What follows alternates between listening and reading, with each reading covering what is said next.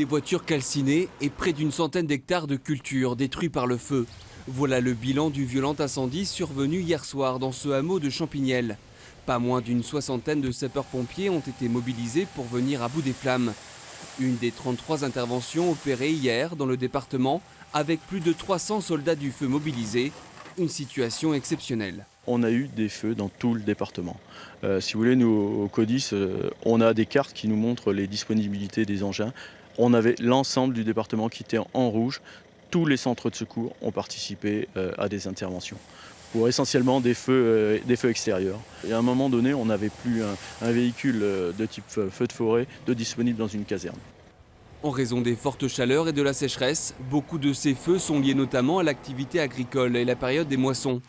Depuis le 1er juillet, les sapeurs-pompiers sont intervenus sur 440 incendies, contre 250 sur la même période en 2018.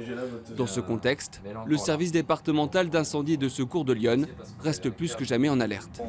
La situation elle reste tendue tant qu'il n'aura pas plu. On a une situation des végétaux qui effectivement est assez dégradée et qui doit justifier du civisme et de la responsabilité de la part de nos concitoyens pour éviter des départs de feu et qu'ils prennent les précautions minimales pour ne pas générer des incendies qui pourraient être catastrophiques. Preuve que la chaleur et la sécheresse continuent de faire des ravages.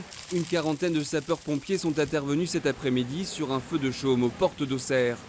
À 18 h, 7 hectares de culture étaient déjà partis en fumée.